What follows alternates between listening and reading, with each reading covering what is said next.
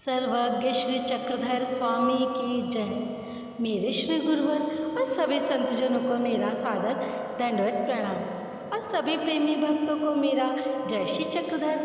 तो आइए आप सभी मिलकर मेरे साथ उत्तरार्ध की लीला क्रमांक 2 का चिंतन कीजिए। नागदेव से भेंट अनुसरण स्वीकारना। नागदेव को भगवान पर प्रतीति हो जाने पर दादोस के प्रति उसका लगाव कम हो गया था। अब वह भगवान के हो गए थे। इसके बाद दादोस नागदेव को अपने साथ लेकर कामखेड़ा गांव में गए। यह बात निश्चित नहीं है कि दादोस उन्हें खड़कुड़ी से लेकर गए या अथवा संगमेश्वर से। यह बात निश्चित है कि नागदेव का लगाव भगवान के प्रति हो गया था। वे 20 या 21 दिन कामखेड़ा में रहे। वहाँ उनका लगाव भगवान के प्रति अटूट था। फिर दादोस उन्हें वो साथ लेकर पुनः भगवान के दर्शनार्थ यहाँ खड़कुली में आए। वे दोनों भगवान से मिले। नागदेव का भगवान के प्रति अधिक लगाव देखकर दादोस ने उनकी माता आबाइसा से कहा, आबाई, तेरा बेटा नागदेव भगवान के पास ही रहने का निश्चय कर रहा है। यदि वह रह गया तो तुम रोजी रोटी के लिए मोहताज हो जाओगी। इस पर आबाइसा ने नागदेव से कहा, अरे नागदेव, सुना है तू भगवान के पास रहना चाहता है। फिर नागदेव ने उत्तर में कहा, नहीं माँ, ऐसी तो बात नहीं है। तुझे किसने कहा? मैंने लखुदेव बा को एक खेत को ठीक करने के लिए बैल लेने के लिए कहा हुआ है। और फिर तुम मेरे स्वभाव को तो अच्छी तरह से जानते ही हो कि मैं किसी बात को बिना सोचे समझे नहीं करता। इसके बाद दादोस ने सोचा, आबाइसा के बस की यह बात नहीं है, अतः मैं सीधा भगवान जी से ही इस विषय में बात करके देखता हूँ, उन्हें ही विनती करता हूँ। फिर उसने एक दिन भगवान से कहा, भगवान, मैं एकांत में आपसे बात करना चाहता हूँ, मुझे एकांत में बात करने का समय दे। इस पर भगवान ने तपाक से कहा, दादोस, यहाँ कौन सा लोकांत है? यह भी तो एकांत ही है। नहीं जी, आप मुझे एकांत दें। इस पर भगवान ने कहा, विकल्प सुफरे तो अर्थ न कीजिए, आड़ोंचु पाड़ोंचु न कीजिए, ओठांतरा निगाले ते देशांतरा जाई। मन में विकल्प उत्पन्न हो ऐसा काम कभी नहीं करना चाहिए। यदि किसी व्यक्ति पर शक शुभा नहीं करनी चाहिए। होठ से जो एक शब्द निकल जाता है वह दूसरे स्थान पर पहुंच जाता है। इस पर दादोस ने भगवान से आग्रह करते हुए उनसे विनती की कि वे उसे एकांत दें। फिर भगवान ने कहा, पानी की थैली लो और चलो चलते हैं। इस पर दादोस ने पानी का बर्तन लिया और भगवान भी उनके साथ गुफा के दक्षिण की ओर चल पड़े। वहाँ दादोस ने भगवान के बैठने के लिए आसन बिछाया और भगवान उस पर विराजमान हुए। दादोस ने विनम्र होकर निवेदन किया, यह नागदेव आपके पास रहने का विचार कर रहा है तो आप इसे अपने पास रहने ना दें। इस पर भगवान जी ने कहा, क्यों रहने ना दें भगवान? यह बहुत झगड़ालू प्रवृत्ति का दुर्व्यसनी व्यक्ति है। यह यहाँ रहकर जब कहीं इधर उधर जाएगा तो वहाँ जाकर आपकी ही बुराई करेगा, निंदा करेगा अथवा व्यर्थ की बातें करेगा। इस पर भगवान ने कहा, यहाँ ऐसी कौन सी बात है? फिर भगवान ने कहा, हम ऐसा व्यवहार नहीं करेंगे। जिस व्यक्ति की यहाँ रहने की इच्छा हो उसे हम वापस जाने के लिए नहीं कहते। इसके अतिरिक्त यदि कोई व्यक्ति यहाँ से जाना चाहता है तो उसे हम यहाँ रहने का आग्रह नहीं करते। फिर दादोस ने कहा, ये यहाँ से क्या प्राप्त कर लेगा? भगवान ने कहा, ये यहाँ रहकर क्या कर लेगा? यह बात नहीं है। यदि यह हमारे पास रहेगा तो उसे यहाँ की सेवा करने का अवसर प्राप्त होगा। उस सेवा से जो उसे लाभ प्राप्त होगा वह तो व्यर्थ में नहीं जाएगा। फिर यहाँ से दूर जाने पर यदि वह किसी साधारण सी स्त्री को अपना लेगा तो हमारा क्या बिगड़ेगा? पर यह व्यक्ति ऐसा क्यों करेगा? यहाँ रहकर कोई भी व्यक्ति व्यर्थ की बातें नहीं करेगा। इन बातों को सुनकर दादोस चुप हो गए, कुछ नहीं बोले। इसके बाद भगवान जी अपने निवास स्थान पर वापस आ गए। शाम के समय भगवान को सबने मिलकर पूजा अवसर किया। दादोस ने भगवान के आसन पर 5 सुपारियां भेंट की और 100 बार दंडवत प्रणाम किया। फिर अपने निवास स्थान पर चले गए। दूसरे दिन प्रातःकाल के समय भगवान को पूजा अवसर हो जाने के बाद वे वहाँ आए। उन्होंने वहाँ भगवान आसन पर एक सुपारी भेंट कर दंडवत प्रणाम किया और फिर वहाँ से गांव की ओर चल पड़े। जब तक उन्हें भगवान की सुंदर श्री मूर्ति दिखाई देती रही, पीछे की ओर मुख करके देखते रहे। फिर उनके पीछे पीछे अबाइसा, उमाइसा, मादाइसा भी चल पड़ी। नागदेव उन्हें विदा करने के लिए थोड़ी दूर तक गए और फिर उन्होंने माता अबाइसा से कहा, माता यह थैली ले लो, मैं वापस भगवान के पास जा रहा हूँ। 5-7 दिन उनके पास रहूँगा, तुम जाओ, मेरी प्रतीक्षा मत करना। ऐसा कहकर नागदेव भगवान के पास वापस आ गए। उस समय भगवान गुफा के बरामदे में अंदर जाते समय बाएं हाथ में आसन पर विराजमान थे। नागदेव भगवान के पास आए, उन्हें दंडवत प्रणाम करके उनके श्री चरण स्पर्श किए। भगवान ने पूछा, नागदेव आप वापस आ गए, क्या कोई वस्तु छूट गई है? इस पर नागदेव ने उत्तर में कहा, नहीं, फिर क्यों आए हो? भगवान 5-7 दिन आपके पास रहने के विचार करके आया हूँ। इस पर भगवान ने कहा, इस प्रकार यहाँ रहना संभव नहीं होगा। जब तक तुम्हारी रहने की इच्छा हो तब तक यहाँ रहो और जब जाने की इच्छा हो तब तुम चले जाओ। इस प्रकार हम तुम्हें यहाँ रहने नहीं देंगे। यहाँ से हम जब तुम्हें बुलाएंगे तभी तुम्हें आना होगा और जब हम यहाँ से जाने के लिए कहेंगे तब तुम्हें जाना होगा। इस शर्त पर हम तुम्हें यहाँ रहने देंगे। एक तर्थ हमारे सम्मुख एक सुपारी भेंट करके प्रतिज्ञा करो। इस बात को सुनकर नागदेव मन में सोचने लगे, घर के विषय में और दादोस के विषय में। इस प्रकार जब जब वे विचार करने लगे तब तब भगवान उनसे कहने लगे, जल्दी करो, अच्छी तरह से सोच लो, अन्यथा तुम्हारा साथ दूर जा रहा है। इस पर भगवान ने 3 बार कहा। इस प्रकार वे भगवान की बात सोचने लगे और चुप हो गए। फिर नागदेव सोचने लगे, 1 वर्ष के बाद तो अनुसरण लेना ही है अथवा 7 महीने के बाद भी अनुसरण लेना ही है। उस समय भगवान अपने पास रहने की आज्ञा देंगे कि नहीं देंगे। इस समय तो भगवान स्वयं रहने के लिए हमें कह रहे हैं। ऐसा निश्चय करने पर नागदेव ने भगवान से कहा, भगवान आप जैसा कहेंगे मैं वैसा करूँगा। जब तक आप अपने पास रहने देंगे मैं तब तक रहूँगा और जब आप मुझे जाने के लिए कहेंगे तब चला जाऊँगा। ऐसा कहकर उन्होंने भगवान के सम्मुख होकर दंडवटें डाली। फिर भगवान ने बाइसा माता से कहा, माता इन्हें एक सुपारी दो, लाओ इधर एक सुपारी लाओ। फिर नागदेव की ओर देखकर कहा, प्रतिज्ञा करते समय जो कहा जाए उसका आजन्म निर्वाह करना होगा। लो प्रतिज्ञा की सुपारी। उस सुपारी को भेंट कर नागदेव ने भगवान के सम्मुख दंडवटें डाली। फिर भगवान ने समझाते हुए कहा, यहाँ से भेजने पर जाना और बुलाने पर आना। अनुसरण वाले व्यक्ति को अपने स्वदेश का संबंध का त्याग करना चाहिए, स्वग्राम का त्याग करना चाहिए। रिश्तेदारों के पास रहने पर मनुष्य का अधिकार नहीं बनता। उनके पास रहने से मन में विकार उत्पन्न होता है, विकार से वह रस रूप हो जाता है। फिर विकार पुरुष स्त्री के पास जाता है, उसका सेवन करता है, फिर थोड़ी देर बाद उससे निवृत्त होता है, अर्थात अलग होता है। पहले वह अनमने मन से उसका सेवन करता है, फिर वही वस्तु उसे प्रिय लगने लगती है, फिर वह उसे कभी छोड़ नहीं पाता। ऐसा विकार रूप पुरुष और स्त्री को भोग करते हुए क्या अपनी ओर आकृष्ट नहीं करती, अर्थात करती है। ऐसे विषय रूप सेवना करने से क्या पुरुष और स्त्री धर्म से नष्ट नहीं हो जाते हैं, पर ऐसी सेवना करते हुए व्यक्ति धीरे धीरे ऐसे फंस जाता है जिससे उसे मुक्ति मिलना असंभव हो जाता है।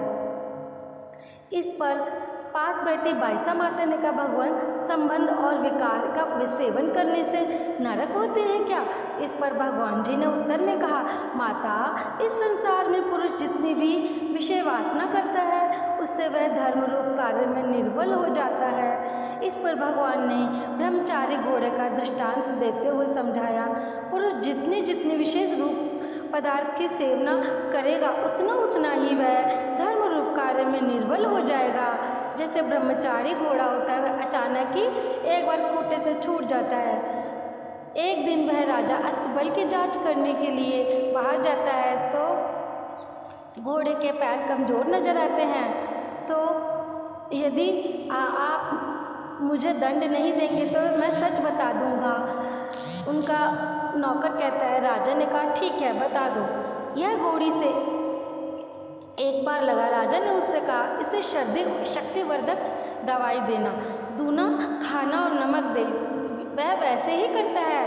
उस उपाय से वह घोड़ा पुनः शक्तिशाली हष्ट पुष्ट बन जाता है, पर राजा के उपयोगी नहीं रहता। राजा उस पर कभी सवार नहीं होता। यदि वह फिर दोबारा छूटता है तो वह शक्तिशाली नहीं रहता। इसके अतिरिक्त यदि वह बार बार छूट जाता है तो तंबेले में उसे बांध देते हैं। माता, विषय सेवन करने से पाप तो नहीं होता, पर धर्म से पूरी तरह निचोड़ देता है। स्त्री से तात्पर्य है सभी मस्ती उत्पन्न करने वाले द्रव्यों का राजा। दूसरे मस्ती पैदा करने वाले द्रव्यों का सेवन करने से वे मन में मस्ती उत्पन्न करते हैं। स्त्री के दर्शन मात्र से मनुष्य में मस्ती की भावना उत्पन्न होती है। इसलिए स्त्री का चित्र भी देखना नहीं चाहिए, चित्रात्मक स्त्री का दर्शन भी नहीं करना चाहिए। फिर 22 माता ने पूछा, भगवान, विषय का सेवन करने से क्या पाप होता है जो उसका धर्म नष्ट हो जाता है? भगवान ने उत्तर में कहा, बाई, पाप करी नवे पर धर्मा पासोनी ऐसा निर्पुणी काढ़ी। माता, पाप तो नहीं होता, पर विषय सेवन करने वाले पुरुष को धर्म से ऐसे निचोड़ देता है। इस पर भगवान ने अपने दाएं हाथ की तर्जनी उंगली को अपने बाएं हाथ से निचोड़ कर दिखाया। स्त्री सभी मस्त करने वाले द्रव्यों का राजा है। दूसरे द्रव्यों का सेवन करने से अथवा उपयोग में लाने पर मनुष्य को मदोन्मत्त करते हैं, पर स्त्री को देखते ही मनुष्य मस्त हो जाता है। इसलिए स्त्री का चित्र भी नहीं देखना चाहिए। स्त्री के नाम पर उसकी आकृति को भी नहीं देखना चाहिए। उसे देखने से मनुष्य उन्मत्त होता है। जिस स्त्री के सुंदर अवयव को देखकर उसको पाने के लिए वो लड़ने को तैयार हो जाता है, और वही स्त्री मृत्यु शैया पर पड़ी देखकर उसके संपूर्ण अवयवों को देखकर भी उससे विमुख हो जाता है, अर्थात दूर चला जाता है, क्योंकि उस समय उसमें वह मस्ती करने वाली जो आत्मा थी वह नहीं होती। उसके उपरांत भट्ट नागदेव जी ने पूछा, भगवान, इस संसार से मनुष्य को उन्मत्त करने वाली कौन कौन सी वस्तुएं हैं? फिर भगवान ने कहा, सभी मनुष्यों को साधारणतः स्त्री के दर्शन मात्र से मस्ती उत्पन्न होती है। इसके अतिरिक्त सोना, चांदी, पैसा, द्रव्य आदि होने पर मदोन्मत्त करते हैं, चाहे वो बैंक या व्यापार में ही क्यों न पड़ा हो, क्योंकि उसके होने मात्र से मनुष्य मस्त हो जाता है। इस पर नागदेव जी ने पुनः भगवान जी से पूछा, भगवान, नित्य विधि, निमित्त विधि, सन्निधान, असन्निधान में निवास करते समय जड़ चेतन पदार्थों का संबंध आता है। उसके पास होने पर मनुष्य के मन विकार उत्पन्न होता है, तो उस समय कैसा व्यवहार करे जी? इस पर भगवान ने कहा, जिसके संबंध से कोई विकार उत्पन्न हो उस जड़ चेतन पदार्थ का त्याग कर देना चाहिए। फिर नागदेव जी ने पूछा, भगवान, कोई आवश्यक कार्य या विधि उत्पन्न हो जाए और उस समय विषय रूप पदार्थ या व्यक्ति से संबंध आ जाए तो क्या करना चाहिए? इस पर भगवान ने कहा, विषय रूप व्यक्ति के एक ही आसन पर नहीं बैठना चाहिए। यदि एक आसन के बिना काम ना चले तो क्या करना चाहिए? फिर भगवान ने कहा, विश्व रूप व्यक्ति के सम्मुख नहीं होना चाहिए। इसके बाद नागदेव ने फिर प्रश्न करते हुए कहा, भगवान, अनुसरण ग्रहण किए व्यक्ति को कोमल ज्ञान में कौन कौन सी वस्तु विघ्न उत्पन्न करती है? इस पर भगवान ने कहा, कोमल ज्ञान में विषय रूप पदार्थ विघ्न बाधा उत्पन्न करते हैं। इस संसार में नरवीर अनेक हैं, पर विषय वीर कोई नहीं है, अर्थात बहुत कम है। धर्म का नाश करने वाले बहुत हैं, पर इसके विपरीत विषयों की भावना का नाश करने वाला कोई नहीं है, अर्थात क्वचित ही है। जैसे जैसे व्यक्ति विषयों से दूर होना चाहता है तब विषय रूप पदार्थ उसका पीछा करते हैं। इसके विपरीत जब जब कोई व्यक्ति विषय रूप पदार्थों के पीछे भागता है तब विषय पदार्थ उससे दूर भागते हैं। इस संसार में यदि कोई व्यक्ति किसी पर प्रसन्न होता है तो उसे विषय रूप पदार्थ भेंट करता है। इसके विपरीत यदि कोई किसी साधक से रूठ जाता है तो उसके प्राणों का दुश्मन बन जाता है। इसलिए इन दोनों प्रकार के लोगों से कोई संबंध नहीं रखना चाहिए। जो समझदार ज्ञानी है उसे विषय रूप पदार्थ सुख नहीं देते। हमें कोई नहीं जानता अथवा हम किसी को नहीं जानते। ऐसे अनजान स्थान पर ही साधक को रहना चाहिए। कानड़ देश और तेलंग देश में साधक को नहीं जाना चाहिए, क्योंकि उन प्रदेशों के निवासी कुछ लोग विषयों की अधिक सेवना करने वाले हैं और वहाँ संत पुरुषों का लोग सम्मान करने वाले हैं। महाराष्ट्र देश में निवास करना चाहिए। मातापुर और कोल्हापुर में परमेश्वर के साधक को नहीं जाना चाहिए, क्योंकि वहाँ देवताओं का अभिमान लेने वाली प्रतिमाएं हैं। वहाँ जाने पर वे साधकों को साधना में विघ्न उत्पन्न कर सकती हैं। महाराष्ट्र प्रदेश के भी अंत में किसी कांटेदार वृक्ष के नीचे निवास कर अपने जीवन का अंत कर देना चाहिए। इस पर भगवान ने वज्र कीटकी का दृष्टांत देकर समझाया। किसी एक व्यक्ति की आंतड़ियों में वज्र कीटकी जैसा रोग लगा हुआ था। उस कीड़े को आग, पानी, शस्त्र, घड़, सांडसी आदि अनेक उपायों से नष्ट करने का प्रयत्न किया जाए तो उनसे भी वह नष्ट नहीं हो सकता। इस प्रकार के कीटाणुओं से भरे रोग को कोई समझ नहीं सकता। ऐसे ही अंदाज से कोई उपाय करने पर वह रोग और भी दुखदायी बन जाता है। कोई एक वैद्य या हकीम उस रोग को जान लेता है, पर उसके लिए कौन सी औषधि उपयोग में आ सकती है इसे वह नहीं जान पाता। इसके विपरीत यदि कोई एक व्यक्ति उसके उपाय को तो वह जानता है, लेकिन व्यक्ति को कौन सा रोग हुआ है वह यह नहीं जानता। अंत में ऐसा एक व्यक्ति भी मिल जाता है जो रोग को भी जानता है, अर्थात रोग के लक्षण को भी जानता है और उसे उपयुक्त उपाय को भी जानता है। वैद्य या हकीम उस व्यक्ति को असाधारण पीने योग्य घोल को पिलाता है, उससे वह रोगाणु तड़प तड़प कर मर जाता है। इसके बाद भगवान ने नागदेव के सिर के बालों को उस तरह से साफ करवाया, उन्हें एक झोली दी और उनसे कहा, तुम्हारा इस झोली से अटूट संबंध स्थापित कर दिया है। इसे किसी भी दिन उपवास ना होने देना, अर्थात रोज भिक्षा करना, इस विधि को आजीवन निर्वाह करना। इस पर भगवान ने नागदेव को अनुसरण प्रदान किया। भगवान ने की अनन्य गति का अनुसरण किया और वे भगवान के प्रति समर्पित हो गए। आगे लीला का हेतु है। आचार्य नागदेव जी के अनुसरण लेने पर रामदेव को पतित होने के कारण इस सृष्टि में उनमें विद्यमान जीव को भगवान कुछ नहीं देंगे और अगली सृष्टि में उन्हें भगवान के भजन पूजन का पुण्य फल प्राप्त होगा। भगवान उन्हें अगली सृष्टि में प्रेम साधन प्रदान कर उन्हें ज्ञान भी देंगे। उनकी अविद्या पर पुण्य का अधिकार प्राप्त होगा और जीव स्वरूप पर योग्यता का, क्योंकि ईश्वर के अवतार के प्रति की हुई क्रिया व्यर्थ में नहीं जाती। ईश्वर संबंधी सभी कार्य नित्य हैं। जो तीनों कालों भूत भविष्य वर्तमान में एक समान रहते हैं उसे नित्य कहते हैं। भगवान ने कहा भी है, ईश्वरीय चे सकढ़ी नित्य। भगवान ने नागदेव को जबरदस्ती अनुसरण देने का विधान किया। नागदेव को प्राप्त शरीर अधिकार के योग्य था। उन्हें ज्ञान प्राप्त होने पर अनुसरण ग्रहण करने का समय भी समीप आ गया था। भगवान की प्रवृत्ति अथवा कर्म शरीर में ही करने में सक्षम ज्ञान नागदेव का अनुसरण लेने का अधिकार ऐसे व्यक्ति को ही परमेश्वर के अवतार से ज्ञान और अनुसरण प्राप्त होता है। उनका कर्म देह तीनों एक ही समय पर घटित हुए।